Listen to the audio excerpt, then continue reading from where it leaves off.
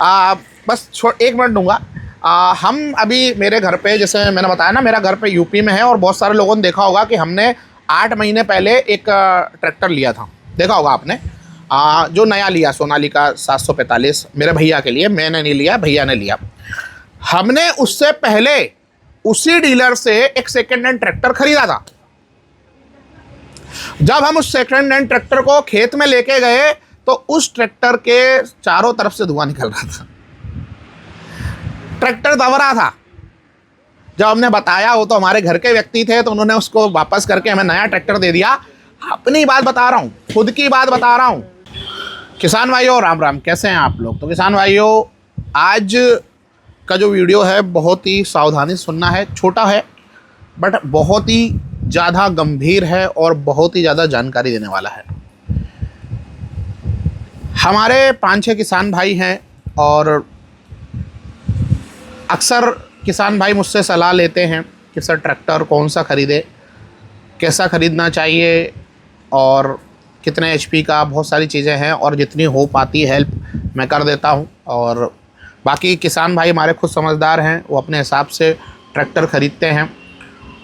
लेकिन एक गंभीर प्रश्न मेरे पास में आया और ये आया कि सर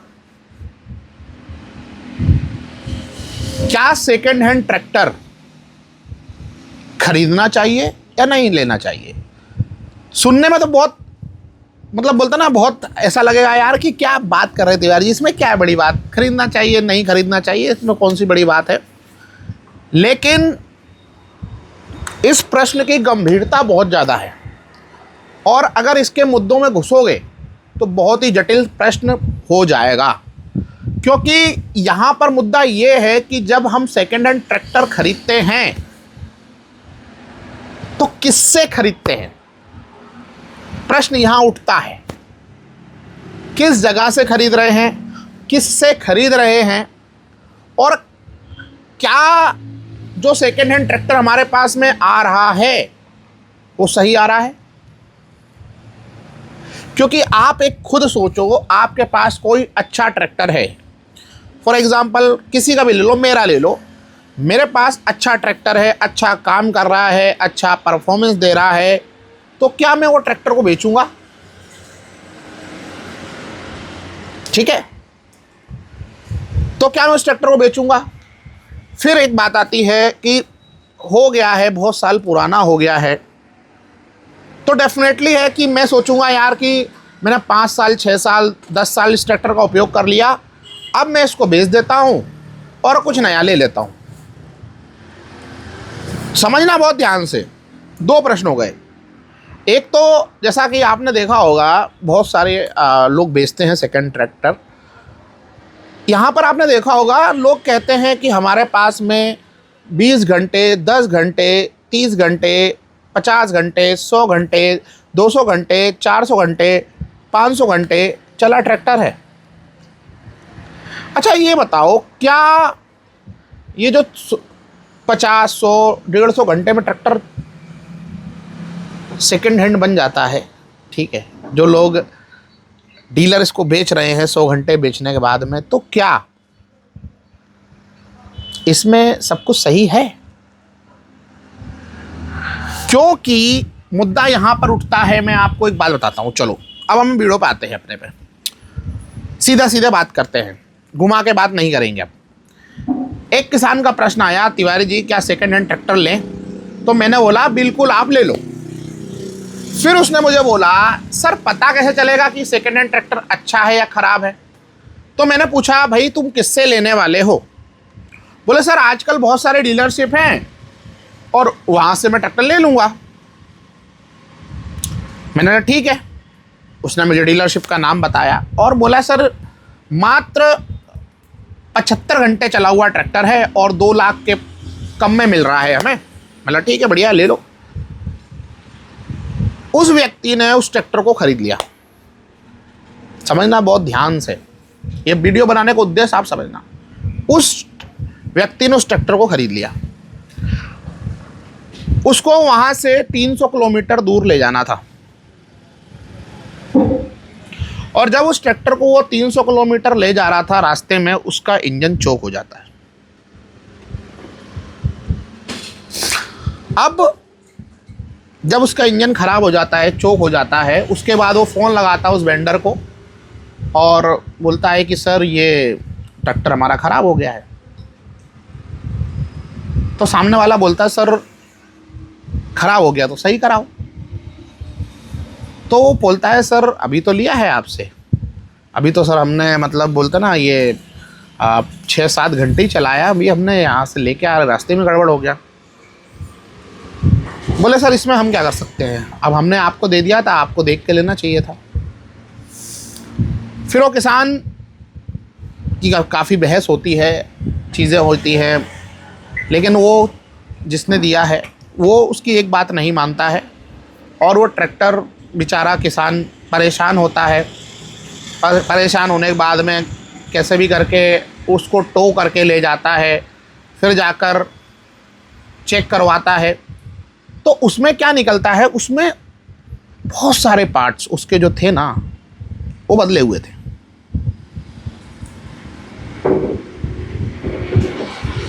समझना, बहुत सारे पार्ट उसके बदले हुए थे। मध्य की बात यह थी कि जहां पर लोगों ने बोला था कि वो ट्रैक्टर एमपी का रजिस्टर्ड है, जब उसकी हिस्ट्री चेक कराई गई तो वो ट्रैक्टर तमिलनाडु से आया था। ये बात नहीं है, ख़राब नहीं है कि आप तमिलनाडु का ले हो तो पूरा भारत है, लेकिन बात समझो, जो लोग, अगर आपको डीलरों को डर नहीं है तमिलनाडु का ट्रैक्टर बेचने में, तो क्या वो ट्रैक्टर को हाथों हाथ एमपी में रजिस्टर करवा के बेचते और बोलते हमारा ट्रैक्टर यहाँ का है। मुद्दा समझना भैया। एक और कस्टमर है, मैं आपको उसके बारे में भी बताऊंगा, बट यहाँ की बात हम समझते हैं। तब वो उसने देखा कि पूरा सामान बदला हुआ था। फिर उस किसान के करीब करीब 1 लाख रुपए और खर्च होते हैं। नया ट्रैक्टर बोलते ना 2 लाख कम में आ रहा था, पुराना ट्रैक्टर खरीदा उसने 2 लाख कम में, मतलब बोलते ना नया ट्रैक्टर 2 लाख और ऊपर देना पड़ता। फिर उसने जाकर 1 लाख रुपए और लगाया और जिंदगी भर उसको उसी सामान के साथ उसी ट्रैक्टर को झेलना है। और किसान झेलता नहीं है, किसान उसको घाटे में बेच देगा और बेचेगा, फिर कोई किसान खरीद लेगा। ये पिक्चर यूं ही चलती रहेगी। समझ रहे हो भैया, मुद्दा यही है, पूरी पिक्चर यूं ही चलती रहेगी। तो आप बताओ किसान भाइयों, क्या लेना चाहिए? अब मैं आपको बताता हूं। हाँ, अगर आपको लेना है तो आप अपने नज़दीकी जो किसान चला रहे हों, आपने जो ट्रैक्टर को देख रखा हो कि भैया हम उसको बचपन से देख रहे हैं, या हमको, या आपका कोई रिश्तेदार कहीं रहता हो, आप उससे पूछो भैया आपके गांव ज़िले में कोई ट्रैक्टर बिकने वाला है, वहाँ से आप ट्रैक्टर ले सकते हो, कोई समस्या नहीं है। उसके बाद में जैसे आपने देखा होगा ट्रैक्टर शोरूम पर बहुत सारे ट्रैक्टर रिटर्न में आते हैं जो 5 साल 6 साल पुराने होते हैं, किसान उसको देकर दूसरा ट्रैक्टर ले लेता है, वहाँ पर भी कोई दिक्कत नहीं होती है। लेकिन समस्या यहाँ पर ये आती है कि जो सीजिंग के ट्रैक्टर होते हैं, बैंकों में जाते हैं, बैंकों में आपने देखा होगा बहुत सारे लोग ट्रैक्टर के टायर निकाल लेते हैं, ट्रैक्टर के पार्ट्स निकाल लेते हैं, और उसके बाद में हमारे जो डीलरों के पास में आते हैं वो बेचारे क्या करें। मैं डीलरों के खिलाफ नहीं हूँ ना, तो आप बोलोगे भैया खिलाफ, मुझे किसी के खिलाफ नहीं हूँ, मैं तो किसान के साथ हूँ, तो मैं स्टोरी बता रहा हूँ। मतलब मेरा ये है कि आप लो, लेकिन लेने से पहले एक बार स्वतंत्र रूप से सारे पार्ट्स को चेक करवा लो, हर चीज़ को चेक करवा लो, और चेक करवाने के बाद ही ट्रैक्टर को लो। क्योंकि एक घटना ऐसी होती है, किसान भाई का मेरे पास फ़ोन आया, बोले तिवारी जी हमने आपका वीडियो देखा, डेफिनेटली हमारा वीडियो देखा होगा, और आपने एक और चीज़ नोटिस करी होगी कि हमने अब सेकेंड हैंड के वीडियो बनाना बहुत कम कर दिए हैं। कम क्या कर दिए, बनाना बंद ही कर दिए हैं। क्यों? क्योंकि रीज़न ये था कि हमको भी कई बार दुखी होना पड़ा। दुखी ऐसे होना पड़ा कि हमारे कहने से उसने ट्रैक्टर खरीद लिया, और वो ट्रैक्टर खरीदने के बाद में क्या हुआ, उस ट्रैक्टर को जब वो वहाँ घर पे लेके गया ना, उसकी जब उसने हिस्ट्री चेक करवाई तो वो ट्रैक्टर उड़ीसा का रजिस्ट्रेशन था, लेकिन हमारे डीलरों ने उसको एमपी का बनाया, एमपी का बनाकर उसको बेच दिया। उसके बाद में जब डॉक्यूमेंट की बारी आई तो वो बहुत परेशान हुआ, इतना परेशान हुआ, बहुत परेशान हुआ। कुछ दिनों बाद उसके ट्रैक्टर में भी दिक्कतें आने लगी। तो किसान भाइयों, देखो क्या होता है, हमारा अन्नदाता जो होता है ना, उसको ये लगता है एमपी का ट्रैक्टर है, एमपी का ट्रैक्टर कहाँ होता है, पडलिंग में चलते नहीं है, पडलिंग में चलते नहीं है, जंग लगती नहीं है, सील खुलती नहीं है, अच्छा ट्रैक्टर होगा, खरीद लेते हैं। लेकिन जो उड़ीसा के होते हैं, पश्चिम बंगाल के होते हैं, या फिर आप तमिलनाडु, आंध्रा, कर्नाटका, आज देख रहे होगे कि हर कंपनी आजकल नए ट्रैक्टर पडलिंग स्पेशल बना रही है। और ये ट्रैक्टर जो नए होते हैं ना, इनको पडलिंग पर चलाते हैं, बहुत सारे लोगों की दिक्कत आ जाती है, जंग खा जाते हैं, सील खुल जाती है, बहुत सारी चीज़ें हो जाती हैं। उसके बाद में वो ट्रैक्टर जब दिक्कत देने लगता है तो वो लोग उसको बेच देते हैं। पर वो बेचते हैं, उस पर थोड़ा बहुत काम करवा देते हैं, काम करवाने के बाद जब कोई और किसान भाई ले लेता है, फंस जाता है। तो मेरा कहने का मतलब यही होता है किसान भाइयों, अगर आपको 100 घंटे, 200 घंटे, 300 घंटे पुराना ट्रैक्टर आप लेने वाले हो, तो आप कृपया करके आप नया ट्रैक्टर ले लो। और अगर आपके पास बजट नहीं है, आपको किसी चीज़ में करना है, जैसे जो ट्रैक्टर 500 घंटे पुराना है, या 600 घंटे, या 1000 या 2000, 5000 चला हुआ है, और अगर आपके आसपास का है, जाना पर्चा है, या आपने देखा है, तो खरीदो। क्योंकि इस घटना के आप भी शिकार हो सकते हो। प्लस आरसी के में भी बहुत सारी समस्याएं आती हैं, ट्रैक्टर ट्रांसफ़र नहीं होता है, बहुत सारी शिकायत आती हैं। तो मेरा कहने का उद्देश्य यही है किसान भाइयों आपसे, कि आप ट्रैक्टर सेकेंड हैंड खरीदो, लेकिन ट्रैक्टर को सोच समझ कर, देख सुनकर खरीदो। जिस डीलर से खरीद रहे हो उससे भी लिखवा के लो भैया कि क्या वारंटी है, इतने में को हमें कोई समस्या आई तो हम कर देंगे, पूरा लिखित में लो, उसके बाद ही खरीदो।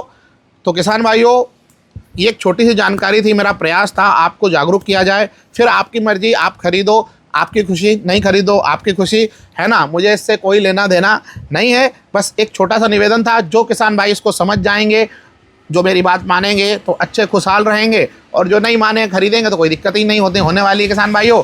क्योंकि एक मैं और घटना बता देता हूँ। हाँ, मैं स्वयं की बात करता हूँ।